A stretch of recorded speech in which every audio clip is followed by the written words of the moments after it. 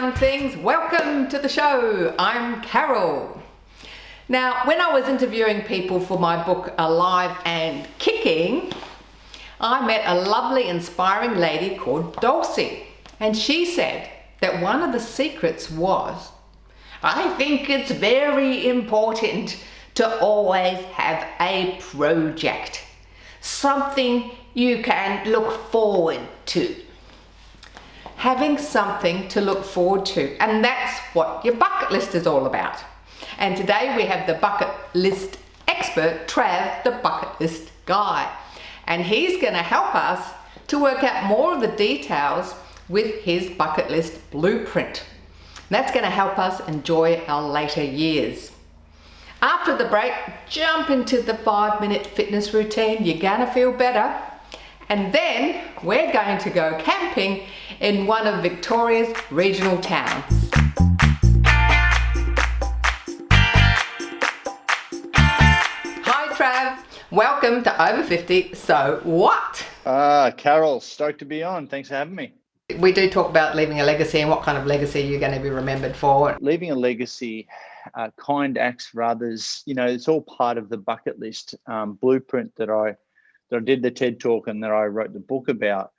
It's a 12, my bucket list is a 12-letter acronym for how to help people sort of go north, south, east, west in their own brain and help them extract and articulate this personally meaningful and holistic list. And T on the end, T is about travel. L, funnily enough, is about leave a legacy. K, kind acts for others. And there's a whole bunch in between that really helps you go deep and helps you go to places that you've never thought about before, big and small. And I encourage people to go through and unpack their bucket list, but also not just about for the purpose of creating a future bucket list, but also creating what I call reverse bucket list. And a reverse bucket list is everything that we've done in our lives. I bet all of your out there crazy watchers and listeners, Carol, have done a heap of crazy things in their life. And I think one of the pillars of positive psychology is gratitude. Right. And the reverse bucket list is about identifying all the cool things that you've done in your life up until this point. So when you make a big, long list of that stuff, that really gives you a real big sense of gratitude. It puts a smile on your face, and that creates a perfect foundation platform for creating a future bucket list. What if I've done a lot of this stuff by default? Imagine if I could put some intentional design behind a future bucket list. That gets you excited. So this is all part of your book, My Bucketlist Blueprint. Can you tell us, what else is in the blueprint? I've been talking about this stuff for the last 10 years after I become the world's #1 expert. Self-appointed bucket listologist. There's another one. That's not a real science, ladies and gentlemen. That's just something I made up. So at the end of the day, I wrote the My Bucketlist Blueprint initially for me, to help me with my mental health, struggles. And I know it has helped a lot of other people, not just for mental health. We're not trying to fix what's my people perceive as broken or fix weaknesses here. It's about, this could be just the icing on the cake for some people that are watching now. So I wrote the My Bucketlist Blueprint to really help people be happy now. I'm into delayed gratification, don't get me wrong, but retirement, superannuation, everything is built on I'll sacrifice my happiness now to enjoy later. But someday that later may never come. Like someday is not a day of the week. Perfect time, there is no perfect time. It is now. So I created this My Bucketlist Blueprint to help people be happier now. So you can put a whole bunch of smaller things on there, and crossing off those smaller things, or ticking off those smaller things creates that momentum and motivation to smash through the bigger ones. See, travel, if travel is the only thing on your bucket list, that takes a lot of time and a lot of money. But what do I do on my bucket list until I can go to Machu Picchu? Well, here's a whole bunch of other categories. So M, meet a personal hero. Y, your proud achievements. B, buy that special something new, ultimate challenges. C, conquer a fear. K, kind acts for others. E, express yourself. T, take lessons. L, leave a legacy. I know you love this one, idiotic stuff. I mean, why stop having fun? Why grow up? S, satisfy a curiosity. What do you want to touch, smell, feel, experience before your time is up? And T, the last T there is travel adventures. So if you go through this and you really exhaust it and you really write it all down, and here's the thing, you got to write this stuff down.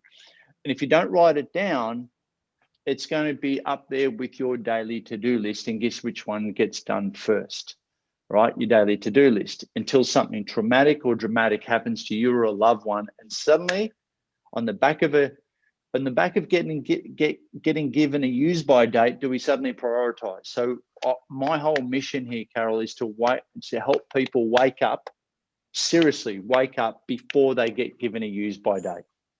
Yes, I've had some personal experiences of that with a girlfriend who passed away at 86 or 87 or something, and she said, you keep telling me to go and do these things, don't you? But she said, I just think I'm going to live forever and I'm going to have endless time to do it. We do take it all for granted. We take our time for granted. Thanks so much for coming on the show and sharing that with us, and we look forward to seeing you again soon. No worries, Carol. Thanks a lot.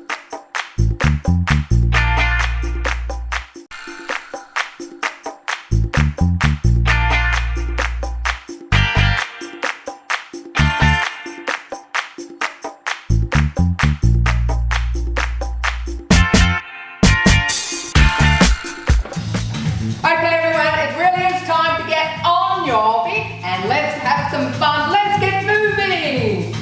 Let's shake the shoulders. Just move the shoulders back, loosen up.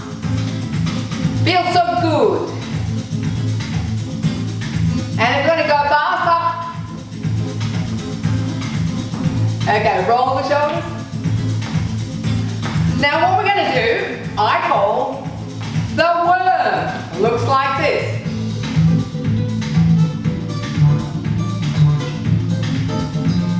That's it. Nice, wriggly, wavy worm.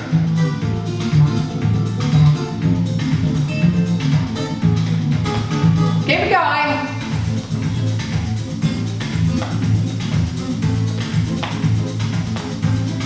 Now we're going to roll the hands. Roll it. And the drums.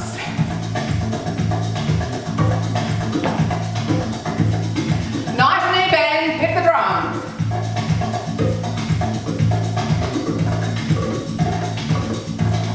Roll the other side.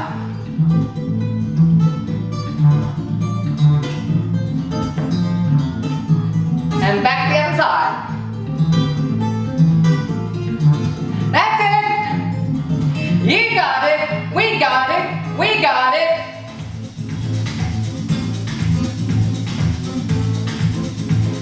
Now we're going to take the heel to the front. Are we ready? Heel together. Heel together. Heel together. Roll. Roll. Roll. That's it. Roll. Roll. Roll. Keep going. Now see if you can do it a bit faster.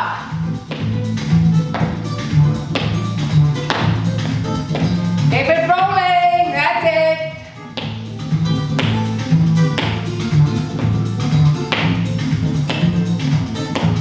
Now we hit the bottom. And we go for a walk. Take a walk around the room.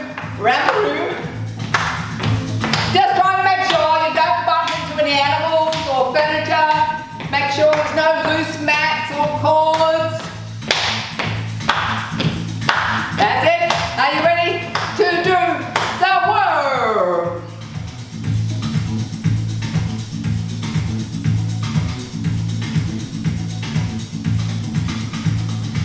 it going.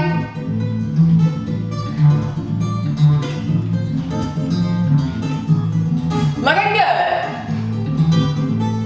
Feeling better. Okay, roll to the side. And into the beat. Yeah, loosen up. Other side.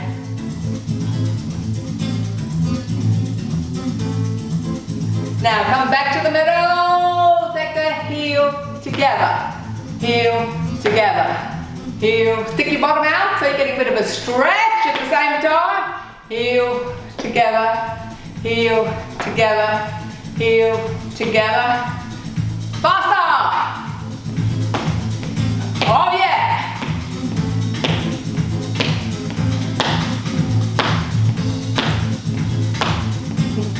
Keep it going. And we take the feet apart. And up, down, up, down, up, down, up. With the drums. Up, up, up. Keep going. Nice knee bends. Make sure those knees are pushing out over your toes. And we go, roll.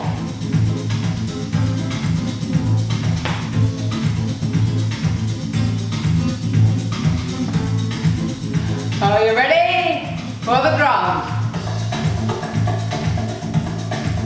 That's it, down, have a bit of fun.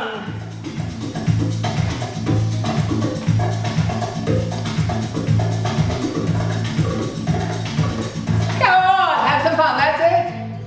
And we work.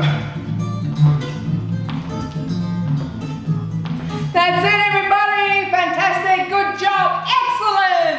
Well done.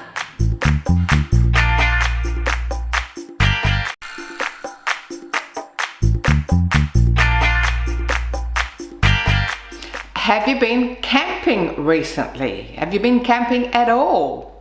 Maybe you haven't done it for a while. Have you thought about doing it again? Well, recently I had the opportunity to go camping. And after being in lockdown and having restrictions and not being able to go anywhere, I had the opportunity to go camping. Firstly, I hadn't been camping for over 15 years on the ground with no shower. Secondly, I was going with a bunch of complete strangers. So you probably think I'm a bit crazy. Well, a few months back I joined a singles group that copes with singles up to about 70. And they were putting on a camping trip to the lovely little historic heritage town of Walhalla. And I thought this is a sign, because Walhalla is the anglicised version of Valhalla, the Viking heaven where warriors go to die. And with my Viking ancestry, I thought this is gonna be fun. So I pulled the tent out of the garage, a tent which was brand new, which I bought a couple of years ago, and I thought I'm gonna go camping one day. And it was a pop-up tent, totally different from the old style camping that I was used to. I head off to the campsite, I get there, and a lovely young gentleman helped me put up this instant pop-up tent. And I was amazed. You could stand up in this tent. I had a light that went in the ceiling. I had a light in the ceiling, I could stand up, I had an awning out the front, could put my wet shoes in there. And then for extra comfort, I had a lovely, comfortable camp chair that I could sit comfortably in around the fire. This was going to be a different camping experience to what I experienced years back when I had to sit on a log or sit on the ground. So the first night we got to know each other around the campfire. So that was great. Then in the morning we went for a short bushwalk before we went on the historic gold mine tour. Hi guys, over 50, so what? We're going on an extended mine tour. It's a good look, isn't it? Notice I've got a walking pole for stability because I've still got a broken ankle. So it doesn't matter if you've got a few limitations, less mobility, just give it a shot anyway. There is the odd beam to step under. Just look after yourselves as you're going along. Well lit, 2 phones in there. We don't need to use them, but they're there. And if we walk in between the rails, we can't go too wrong either.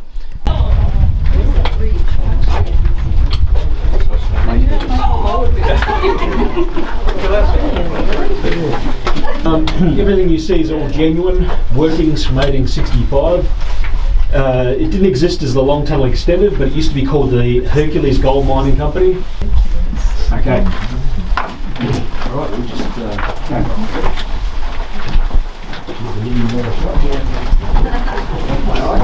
Now we've made it here to this point. It took the company 2 years just to reach this point. And in the whole 2 years that they've gone to this point, they've never found any gold. Should you do a favour for me and give this back to me? That is very important to me. That is a piece of iron pyrite. Now if you do look up into the reef, you'll see some little glimmers up there. Yep. It won't be gold. Sorry to burst your bubble. He tells me a couple of years ago that his ancestor worked in this mine. He can't be sure what level the accident happened on, but between here and level 1 and 31, his ancestor worked with a drill and came to grief. That looks pretty deceptive. It may only look like it's 10 kilos of cast iron. I would imagine that's probably going to be like 70, 80 kilos of cast iron. So what happened was it fell out of its cradle, landed on his arm. Only thing that could happen was like cut the arm off at the joint, amputate it, and they put him on light duties from 1905 to 1913. Nice, easy walk.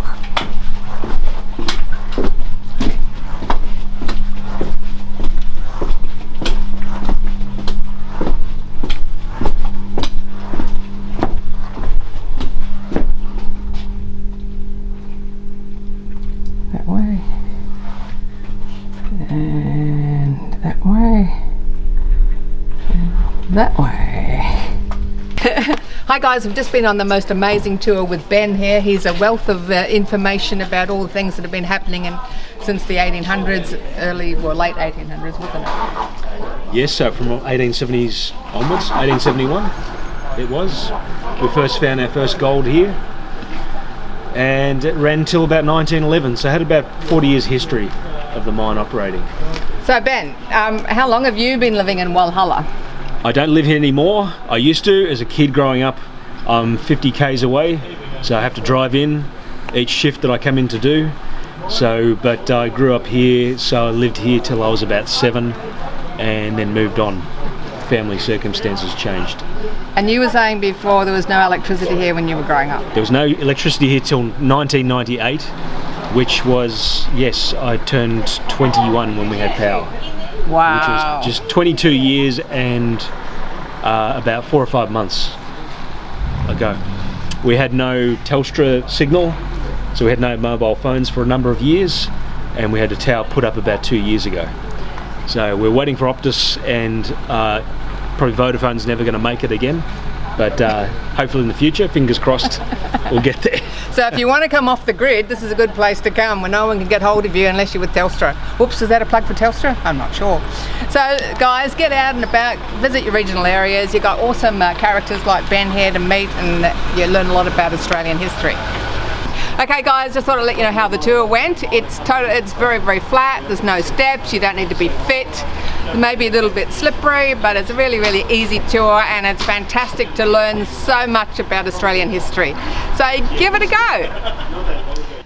After the mine tour, we went to dinner at the local pub, a cute little pub. So that was great. And then we went on a ghost tour. We had these fantastic little lanterns that looked like they had fire inside them. And we walked around in the dark through the town and through the bush, learning all about the history of Walhalla. And one thing that really struck me was the story of the young 21-year-old bride who came back to Walhalla from Melbourne with smallpox. Now, smallpox was a very deadly disease, estimated to have killed over 500 million people.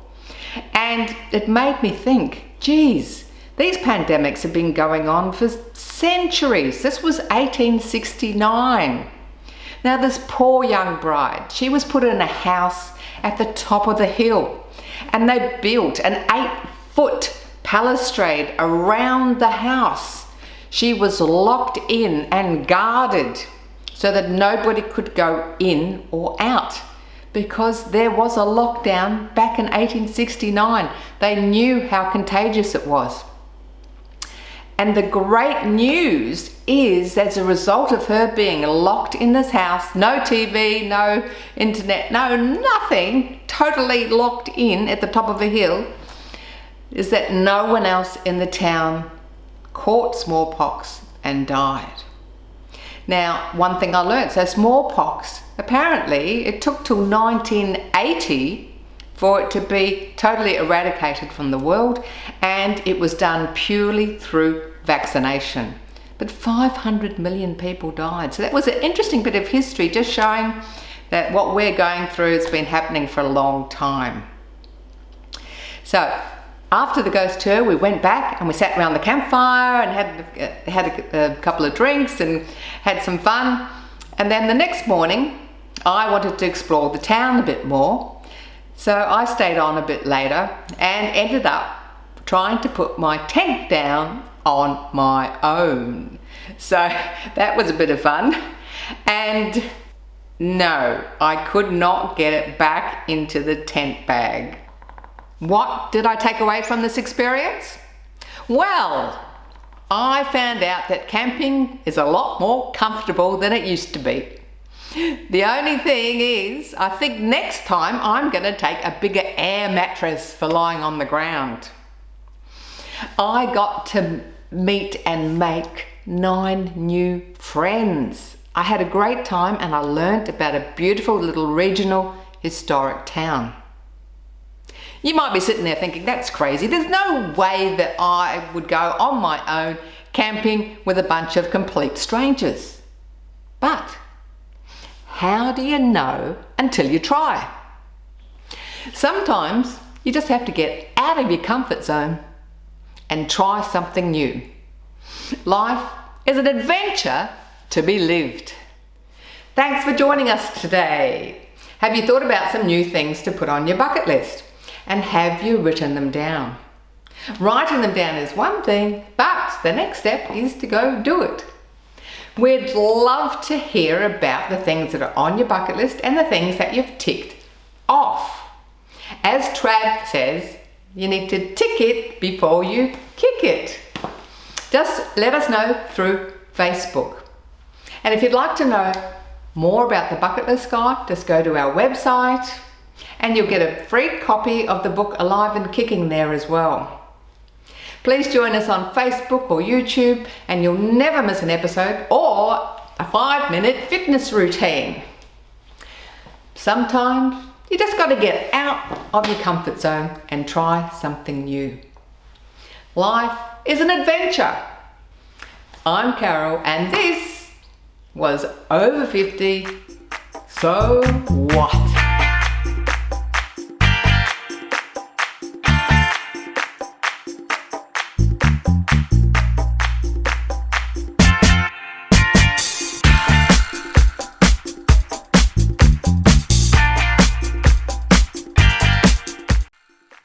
Thanks for watching our TV show.